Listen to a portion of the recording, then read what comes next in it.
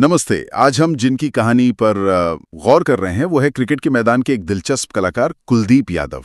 और हमारा मकसद है कानपुर से भारतीय टीम के अहम स्पिनर बनने तक का उनका सफर, बिल्कुल उनके संघर्ष और वो जबरदस्त वापसी की कहानी को समझना। बिल्कुल। तो चलिए ये विश्लेषण शुरुआत में वो एक बाएं हाथ के तेज गेंदबाज बनना चाहते थे, जहीर खान की तरह।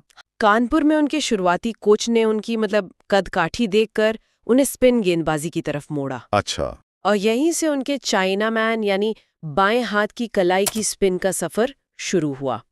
अब ये समझना जरूरी है कि ये कला इतनी खास क्यों है। देखिए, दुनिया में दाएं हाथ के लेग स्पिनर तो आपको मिल जाएंगे, काफी हैं। हाँ, काफी हैं। लेकिन बाएं हाथ से कलाई को मोड़कर गेंद को दाएं हाथ के बल्लेबाज के लिए अंदर लाना या बाएं हाथ वाले के लिए बाहर ले जाना, ये बहुत रेयर है। बहुत मुश्किल भी है शायद। हाँ, कलाई का एंगल, गेंद छोड़ने का तरीका सब अलग है।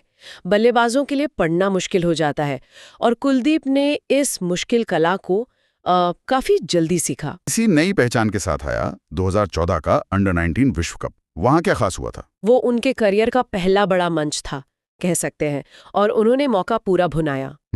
वो उस टूर्नामेंट में भारत के लिए सबसे ज्यादा विकेट लेने वाले गेंदबाज बने। अच्छा। लेकिन उससे भी ज्यादा यादगार बात, वो अंडर 19 विश्व कप इतिहास में हैट्रिक लेने वाले पहले भारतीय गेंदबाज बने। अरे वाह। आईपीएल में खासकर 2017 में केकेआर के साथ उनकी चमक तो देखने लायक थी। वो मिस्ट्री स्पिन, विकेट लेने की आदत, हाँ, काफी पॉपुलर हो गए थे। लगता है वहीं से फिर नेशनल टीम का रास्ता एकदम साफ हो गया। उसी प्रदर्शन के दम पर 2017 में वेस्टइंडीज के खिलाफ उनका वनडे और टेस्ट डेब्यू हुआ, और वो भारत के पहले बाएं हाथ के कलाई के स्पिनर बने अंतर्राष्ट्रीय क्रिकेट में। जी हाँ, ये अपने आप में एक रिकॉर्ड था। और आते ही पहले वनडे में 3 विकेट, टेस्ट की पहली पारी में 4 विकेट। क्या बात है, मतलब आते ही धमाका। हाँ, शुरुआत बहुत मजबूत थी। उन्होंने जता दिया कि वो यहाँ लंबी रेस के लिए आए हैं। और ये लय आगे भी बनी रही। 2018 में साउथ अफ्रीका का दौरा, वहां वनडे में हैट्रिक। हाँ, वो भी उन पिचों पर जो स्पिन के लिए उतनी मददगार नहीं मानी जाती। वही तो। ये कैसे किया उन्होंने? ये उनकी स्किल का सबूत था। ये दिखाता था कि वो सिर्फ भारतीय पिचों के ही गेंदबाज नहीं है। सही बात। साउथ अफ्रीका की पिचों पर उछाल ज्यादा होता है, तो उन्होंने अपनी कलाई की स्पिन की वेरिएशंस और कंट्रोल का बढ़िया इस्तेमाल किया। अच्छा। और फिर 2019 में एक और रिकॉर्ड। हाँ, महज 52 मैचों में 100 वनडे विकेट। सबसे तेज भारतीय स्पिनर बने वो, 100 विकेट लेने वाले। उनके करियर में भी एक मुश्किल दौर आया, खासकर 2019 और 20 के आईपीएल सीजन। 2019 आईपीएल में एक मैच था रॉयल चैलेंजर्स बैंगलोर के खिलाफ। मोइन अली ने उनके एक ओवर में काफी रन बना दिए। हाँ, वो ओवर काफी महंगा पड़ा था। और उसके बाद उनकी आलोचना भी बहुत हुई, और उन्हें केकेआर की प्लेइंग 11 से बाहर भी बैठना पड़ा। अच्छा। और 2020 का आईपीएल सीजन भी उनके लिए कुछ खास नहीं रहा। मौके कम मिले और वो वैसा प्रभाव नहीं छोड़ पाए। ऐसा लगा जैसे वो मिस्ट्री थोड़ी कम हो गई थी। हाँ, कुछ वैसा ही। बल्लेबाज शायद उन्हें बेहतर पढ़ने लगे थे, या वो खुद उतने आक्रामक नहीं रह गए थे। और ये दिक्कतें सिर्फ आईपीएल तक नहीं रही है ना, 2021 में भी ये जारी रही। ऐसा लगा जैसे एक ढलान सी आ गई थी करियर में। हाँ, बिल्कुल।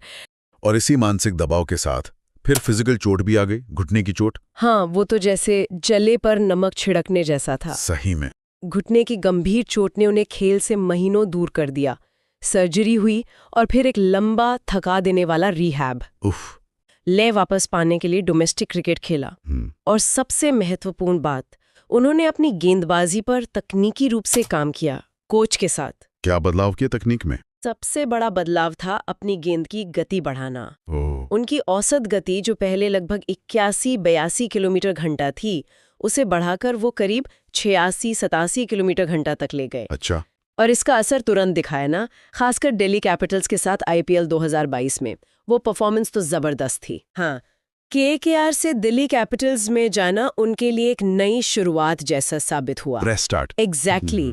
2022 के आईपीएल में उन्होंने कई मैच जिताऊ स्पेल डाले, खासतौर पर अपनी पुरानी टीम केकेआर के खिलाफ वो 14 रन देकर 4 विकेट। वाह। टेस्ट क्रिकेट में भी उनकी वापसी उतनी ही शानदार रही है ना, वो बांग्लादेश वाला मैच। बिल्कुल। लगभग 2 साल टेस्ट क्रिकेट से दूर रहने के बाद 2022 के आखिर में बांग्लादेश के खिलाफ उन्होंने यादगार वापसी की। पहले टेस्ट में उन्होंने सिर्फ गेंद से कमाल किया। पहली पारी में 5 विकेट, मैच में कुल 8 विकेट लिए। वाह। बल्कि बल्ले से भी 40 जरूरी रन बनाए। अच्छा, बैटिंग भी की। हाँ, और प्लेयर ऑफ द मैच चुने गए। क्या बात है। वो 2023 एशिया कप में भारत के सबसे सफल गेंदबाज थे।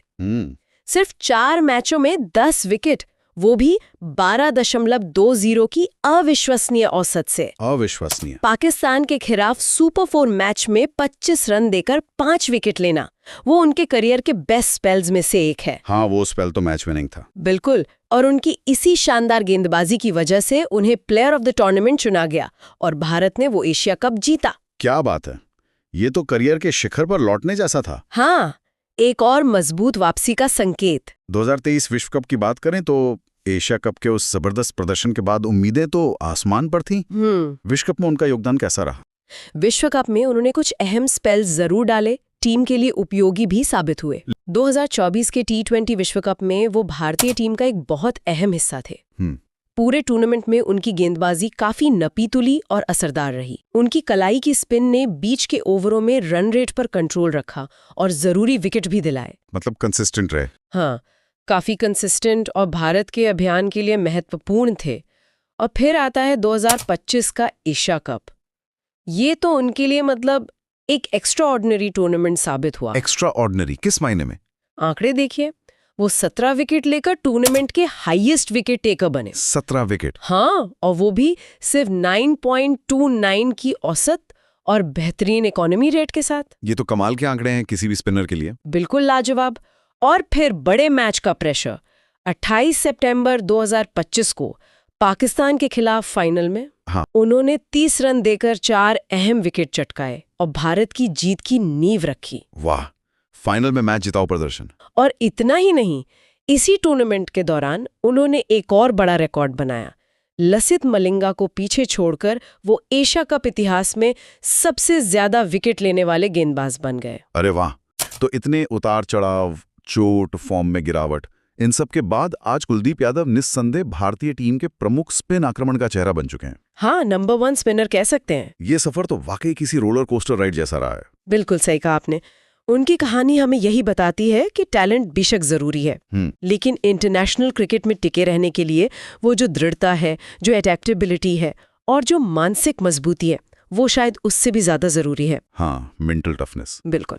उन्होंने न सिर्फ तकनीकी बदलाव किए, जैसे गेंद की गति बढ़ाना, बल्कि अपनी सोच पर, अपनी मानसिकता पर भी बहुत काम किया। सही बात है। मुश्किल दौर से गुजरकर, उससे सीखकर और फिर पहले से ज्यादा मजबूती से वापसी करना, यही तो महान खिलाड़ियों की पहचान होती है। तो आज की इस चर्चा में हमने कुलदीप यादव के करियर के अलग अलग पड़ावों को समझा। कैसे कानपुर का एक लड़का जो तेज गेंदबाज बनना चाहता था, कलाई का जादूगर बना।